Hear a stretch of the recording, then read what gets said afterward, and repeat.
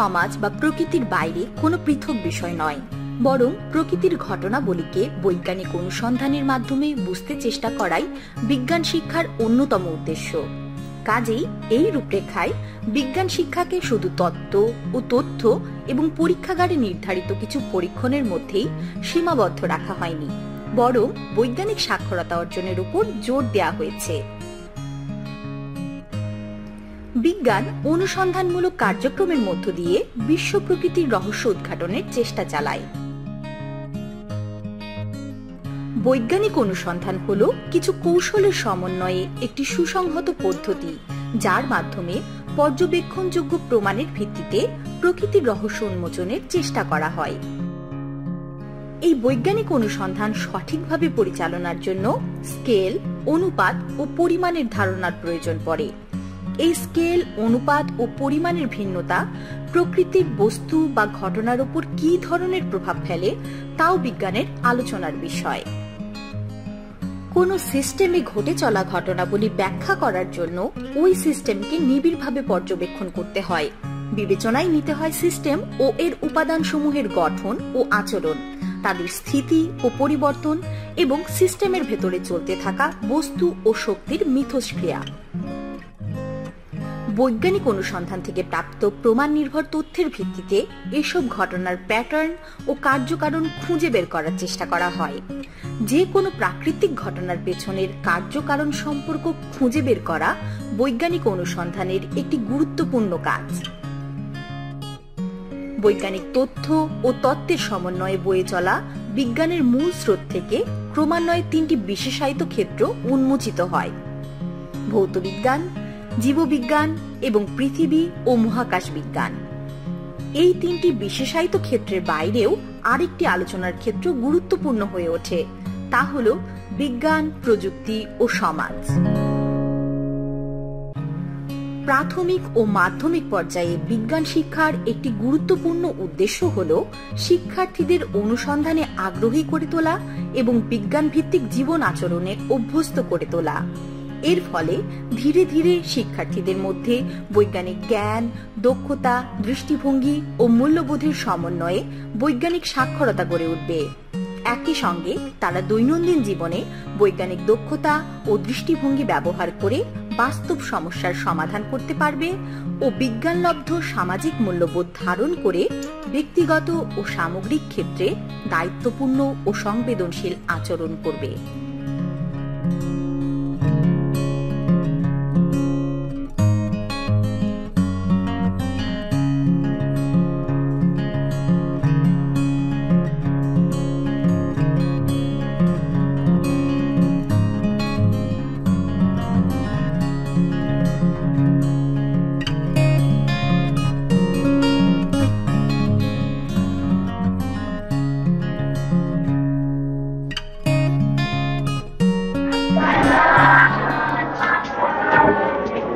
ওয়ালাইকুম আসসালাম।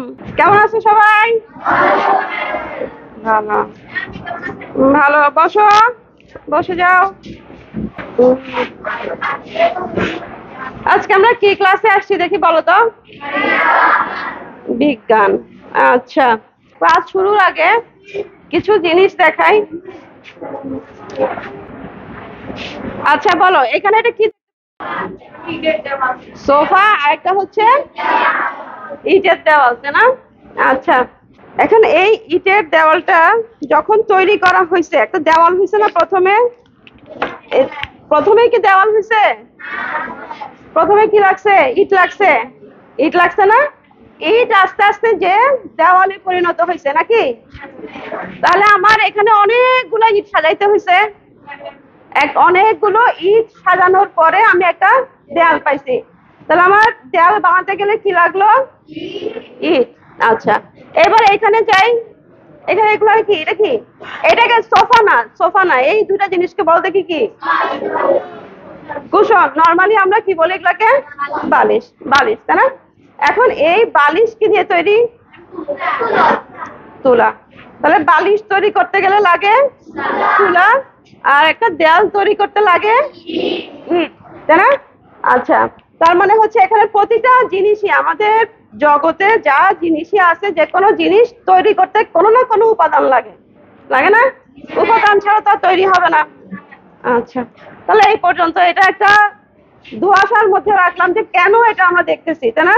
কেন হঠাৎ করে ম্যাডাম কেন ইট দেখালো, হঠাৎ করে কেন ম্যাডাম বালিশ দেখালো, তাই না? আচ্ছা, আমরা গত সেশন একটা করছিলাম, সেশনটার নাম কি ছিল দেখি বলো তো? গত ক্লাস, একদম গত ক্লাসটা ঠিক। আমরা আগের ক্লাসে কি ক্লাস করছিলাম? আমাদের যারা প্রতিবেশী, এটা পড়ছিলাম, তাই না?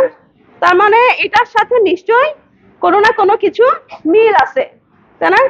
এই ইটের সাথে, এই বালিশের সাথে, এই আমাদের যারা প্রতিবেশী, এটার একটা মিল আছে। অবাক লাগতেছে না? প্রতিবেশীর সাথে ইট আর দেওয়াল, তারপরে হচ্ছে প্রতিবেশীর সাথে বালিশ। কেন আমরা প্রতিবেশী বলতে বুঝি তো যারা হচ্ছে জীবন্ত, না? আসবাবপত্র তো আমাদের প্রতিবেশী না, ঠিক না? কিন্তু কেন আমি ইট আর বালিশকে নিয়ে আসলাম? আচ্ছা, এটার উত্তরও আরো কিছুক্ষণ পরে পাবে। একটু মাথার মধ্যে খাটাও তো, কেন এটার জন্য আসছে, কেন হঠাৎ করে ম্যাডাম কেন বালিশ আর কুসুম দেখাচ্ছে, আবার সেটা হচ্ছে আবার প্রতিবেশীর ভিতরে, ঠিক? মাথার মধ্যে প্রশ্ন জাগে? জাগে নাকি জাগে না? জাগে। একদম প্রথমে আমরা কি করছিলাম? এই সেশনের প্রথম সেশনটা আমরা কি করছিলাম? কি করছিলাম বলো, বলো বলো, দাঁড়াও। কি করছিলাম? নাম লিখছিলা। আচ্ছা, নাম লিখছিলা শ্রেয়া? অবাক হয়ে তাকায় আছো। নাম লেখো নাই? লেখছিলা। কোথায় লেখছিলা? বইয়ে? বইয়ে লেখছিলা। বইয়ে তুলছো না সবাই? বই কমপ্লিট হয়েছে তো ওখানে? বইয়ে লেখছিলা। এবার এটা কি করছিলা? এককভাবে সবাই লেখছো, তাই না? এককভাবে লেখছিলা না? এরপরে কি কাজ করছিলা? একটা দলগত কাজের মধ্যে চলে গেছিলা নাকি? দলগত কাজে চলে গেছিলা না?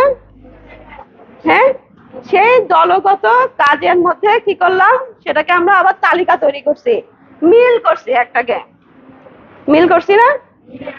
মিল করছি, মিল করে লেখছি যে প্রাণী জগতে কি কি আছে, কি কি উপাদান আছে, আমরা এগুলোর একটা তালিকা তৈরি করছিলাম, মিল করে করে একটা তালিকা তৈরি করছিলাম। তাহলে আজকে আমরা তালিকা পর্যন্ত তো শেষ, ঠিক আছে? তালিকা পর্যন্ত আমাদের কাজ শেষ হইলো। এখন এটা হচ্ছে আমাদের তৃতীয় একটা সেশন। এটা হচ্ছে অভিজ্ঞতা। অভিজ্ঞতার নাম কি বলো দেখি? আমাদের যারা প্রতিবেশী। আমরা প্রথম সেশন শেষ করছি, দ্বিতীয় সেশন শেষ করছি, আজকে সেশন হচ্ছে 3, তৃতীয় সেশন। এটা হচ্ছে তৃতীয় সেশন, তাই না? এই তৃতীয় সেশনে আমাদের অনুসন্ধান করতে হবে। কি করতে হবে? এই বইটা কি আমাদের আছে? দেখো তো, দেখি, দেখাও তো দেখি আছে কিনা সবার কাছে। গুড, তার মানে এটা আমার কাছেও আছে। আমার পুরা বইটার দরকার নাই, ঠিক আছে? আমার এখন তো তোমাদের, আমি এই আপাতত আমি এইটুখানি বই নিয়েই থাকি। অধ্যায় 5 আছে, পাইছো?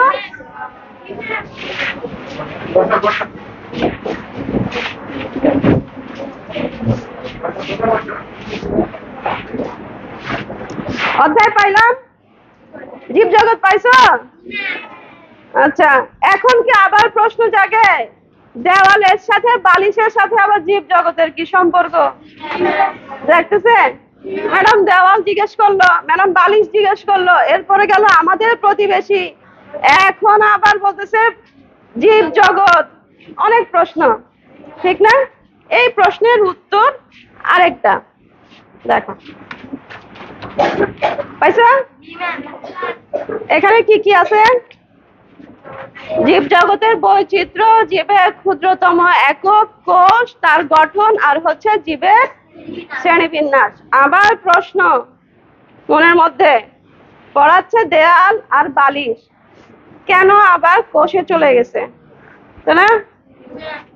আচ্ছা, দেখি মনে করে দেখি আসে কিনা। দেখো তো বইয়ের এই কথাটা লেখা আছে, কোথায় লেখা আছে? কোষ দিয়ে আছে? লেখাটা আছে, পাইছো না?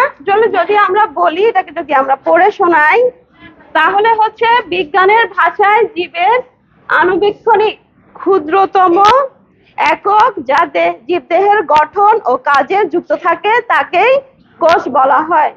দেয়ালের সাথে কি কোষের কোনো মিল পাও এখন? কোনো মিল নাই, আছে? কোনো মিল নাই। তাহলে কেন কোষ এটা বললো?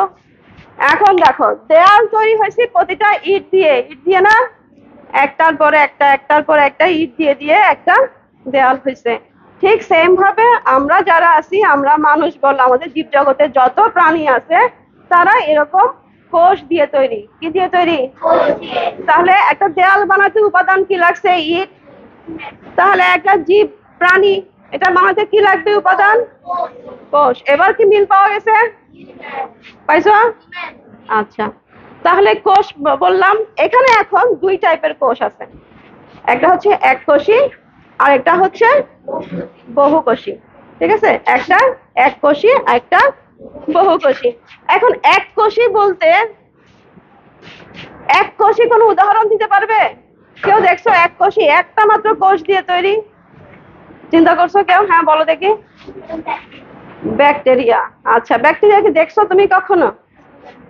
দেখো নাই ব্যাকটেরিয়া, কিন্তু আমরা এমন জিনিস আছে যেটা দেখছি। কোথায় আছে দেখি বলো তো, বলো। হ্যাঁ, বালুকণা। না, বালুকণা যদি এটাকে আমরা আণুবীক্ষণিক যন্ত্রের ভিতরে রাখি, এটার মধ্যে অনেক জিনিস আছে। ডিমের কুসুম, এক কোষ থেকে এটা কি হয়েছে? সৃষ্টি হয়েছে। এটা থেকে পরে উপাদান, পুরো একটা কোষ, এটার ভিতরে হচ্ছে উপাদানগুলো থাকে। ঠিক আছে, দেখা জিনিস না। এবার হচ্ছে বহুকোষী। বসো, বহুকোষী মানে হচ্ছে যেটা আমরা, আমাদের কোষ ভাগ হয়ে যায়। ঠিক আছে, কোষ ভাগ হয়ে হয়ে আমরা বড় হই। দেয়াল যেমন একটার পর একটা দিয়ে কি হয়েছে? দেয়াল হয়েছে না? ইট একটার পর একটা দেওয়াল হয়েছে না? ঠিক এভাবেই আমাদের মানুষ যারা আছি তারা হচ্ছে আমরা একটার পর একটা কোষ মিলিত হয়ে আমরা যে কোনো একটা গঠনে, স্ট্রাকচারাল গঠনে চলে আসতে পারতেছি। ঠিক আছে, হচ্ছে আমাদের বইয়ের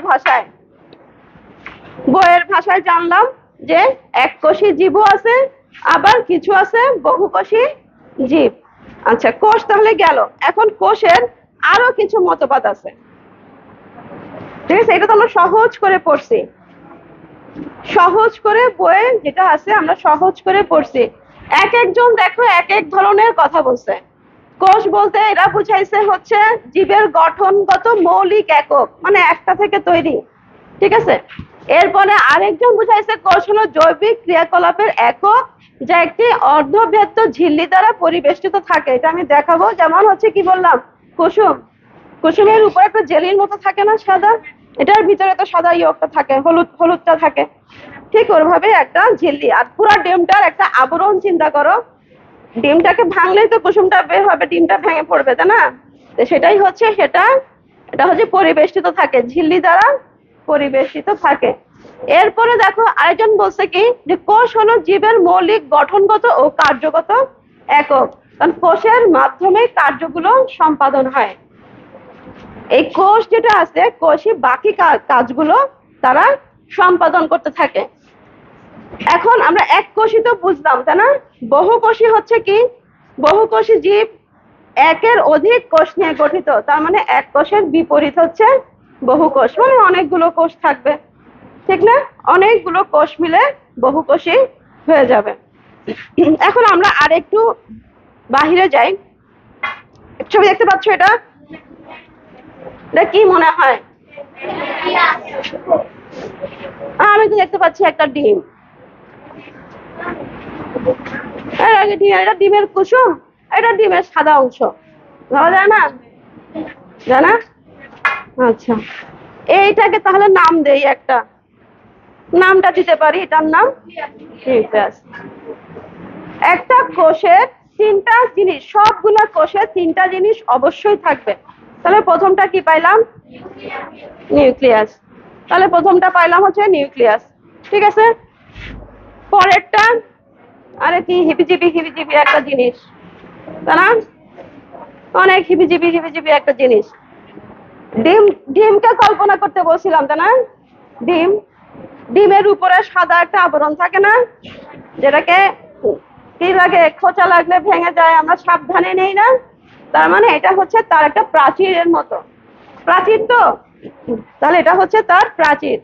এইটাকে নাম হচ্ছে, এটা হচ্ছে সেটাই ডিমের মনে করো কুসুম, সেটাকে বলা হয় কোষ ঝিল্লি, মানে উপরের অংশটা।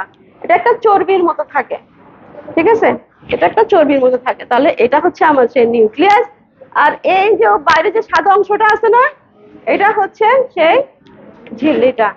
আর একটা জিনিস যেটা থাকে সেটা হচ্ছে সাইটোপ্লাজম। এটার নাম কি? সাইটোপ্লাজম। দেখো এখানে আছে যে আমার নিউক্লিয়াস হচ্ছে এই পুরো জিনিসটা হচ্ছে আমার নিউক্লিয়াস। এরপরে হচ্ছে দেখো মেমব্রেন নাম দিছে, এটার নাম হচ্ছে মেমব্রেন বলা হয় কোষ ঝিল্লিটাকে। সেটা হচ্ছে দেখো এই যে এটার পাশে যেটা আছে মেমব্রেন, এই যে প্রাচীরটা হলুদ কালারের যেটা দেখা যাচ্ছে সেটা। আর সাইটোপ্লাজম হচ্ছে জেলির ন্যায় যেটা থাকে সেটাকে বলা হয় সাইটোপ্লাজম। তাহলে একটা কোষের কয়টা জিনিস থাকবে বলো তো? কয়টা? তিনটা। একটা কোষের একদম কমন কমন তিনটা জিনিস থাকবে। কি কি থাকবে? নিউক্লিয়াস থাকবে, তারপরে হচ্ছে একটা কোষ ঝিল্লি থাকবে, আর একটা হচ্ছে সাইটোপ্লাজম থাকবে। দেখো বইয়ের মধ্যে কিন্তু এটা আছে, লেখা আছে না?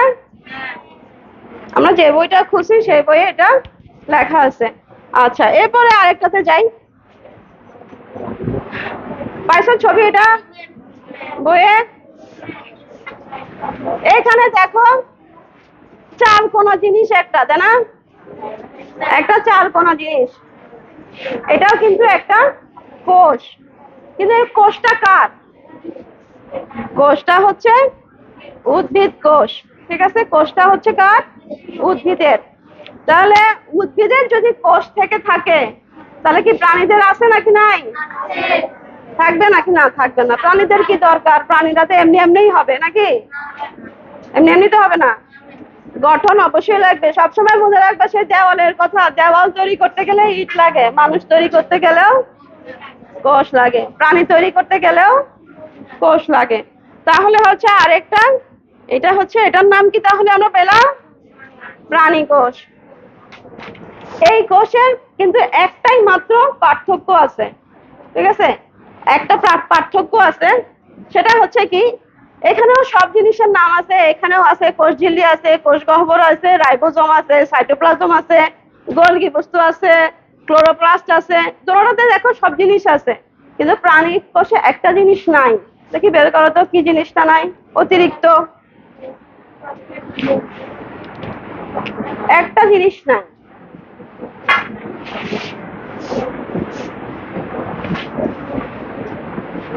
বলো দেখি। আরে না, ক্লোরোপ্লাস্ট। ক্লোরোপ্লাস্ট, আচ্ছা পাইলাম। এরপরে আরেকজন বলো। গলগি বস্তু এখানেও থাকবে, এটা হয়তো এই পাশে আসে নাই। আরেকটা এইখানে দেখো কোষ প্রাচীর।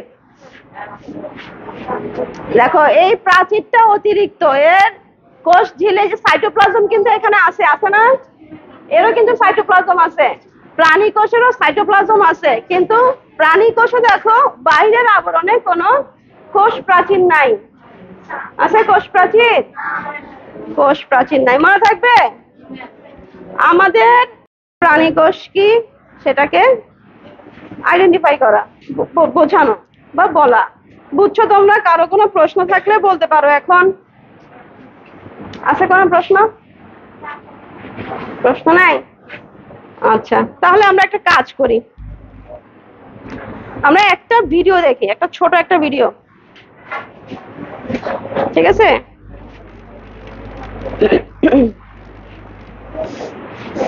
আমরা এতক্ষণ পড়াশোনা করলাম তো, এখন একটু ভিডিও দেখি। এখানে কি দেখা যাচ্ছে? একটা মেয়ে অণুবীক্ষণ যন্ত্রের ভিতরে কিছু একটা করার চেষ্টা করতেছে, তাই তো? তাহলে অণুবীক্ষণের যন্ত্রের নিচে কাকে নিতে পারে বলে মনে হয়? কোষ। কারণ হচ্ছে কোষ আণুবীক্ষণিক বলা হয়েছে না সংজ্ঞায়, কিন্তু আমরা এটা বলছি আণুবীক্ষণিক মানে সংজ্ঞা এটা নিচে আমরা করতে পারি, সেটা দেখার চেষ্টা করতেছে ওই কোষটাকে নিয়ে, এই যে কেমন দেখতে হয় অনুবীক্ষণের ভিতরে সে দেখার চেষ্টা করতেছে কেমন হয়। এখানে হচ্ছে বুঝাইছে হচ্ছে সে এই যে কোষ, দেখো এটা একটা পাতার, ঠিক আছে, এটা ব্লক বলতে চাইছে যে বিভিন্ন ব্লকে ব্লকে কোষগুলো থাকে, বিভিন্ন ব্লকে ব্লকে। তাহলে আমরা দেখো এখানে পড়ছি একটা নিউক্লিয়াস, সাইটোপ্লাজম, মেমব্রেন, মোটামুটি নাম শুনছি না এগুলা, এই জিনিস। আচ্ছা, এইখানে দেখো একটা জিনিস, এইটা হচ্ছে আমার সেই কোষ, তাই না? কোষের এই বাহিরের এগুলো হচ্ছে সেই জেলি টাইপের বস্তু, যেটাকে আমরা যখন অনুবীক্ষণ যন্ত্রের নিচে নিয়ে যাব তখনই এটাকে আমরা আরো বিস্তারিত, এই যে সাইটোপ্লাজম বলো, কোষ গহ্বর বলো, গোলগি বস্তু বলো, ক্লোরোপ্লাস্ট বলো, তখনই আমরা হচ্ছে এটাকে দেখতে পাবো। তার আগে আমাদের কাছে মোটামুটি এটাকে দেখতে এরকমই মনে হবে। আর এই বড় অংশটাকে সবসময় আমরা কি বলবো? নিউক্লিয়াস। ঠিক আছে, পুরো জিনিসটা হচ্ছে কোষ আর বড়টা হচ্ছে নিউক্লিয়াস। এখন এই যে ভিতরে এই যে জেলি টাইপের বস্তুটা আমরা দেখলাম, জেলি, আচ্ছা, এই জেলি টাইপের বস্তু একটা কাজ আছে। কাজটা কি? ডিম কিভাবে, ডিম নিজেকে সেফ রাখে কিভাবে? ডিম সেফ রাখে কিভাবে নিজেকে? কোষ প্রাচীর দ্বারা। কোষ প্রাচীর দ্বারা না? ঠিক, কোষ একটা সেফ রাখে, এই যে জেলি টাইপের বস্তুগুলো আছে এই বস্তু দ্বারা সে নিজেকে সেফ রাখে। এখন দেখো কোষে আমরা বললাম না বহুকোষী, আবার এই জিনিসটা কিন্তু এই যে এটা হচ্ছে অতিরিক্ত ব্যাকটেরিয়ার মতো, এই যে সেই ডিমের কুসুম যেটা হচ্ছে আমাদের একটা কোষ। এখানে দেখো একটা জিনিস, একটা কোষ দেখো দুইটা হয়ে যাচ্ছে, দুইটা হয়ে গেছে না? একটা কোষ দুইটা, এইভাবে কোষ একটা থেকে দুইটা, দুটো থেকে চারটা, চারটা থেকে ছয়টা, আটটা, এইভাবে বড় হয়ে আমাদের গ্রোথ গুলো হয়। ঠিক আছে, আমাদের যে গ্রোথ, আমাদের বড় হচ্ছে না, এটা হয়। তো এটা তো আমরা দেখছি। তাহলে আমরা এবার বুঝতে পারছি তো নাকি? কোনো প্রশ্ন আছে কারো? তাহলে আজকে আপাতত তৃতীয় সেশনটা এই পর্যন্ত। চতুর্থ পঞ্চমে আমরা আরো বিস্তারিত যাব এই ক্লাসের। ঠিক আছে, ধন্যবাদ সবাইকে।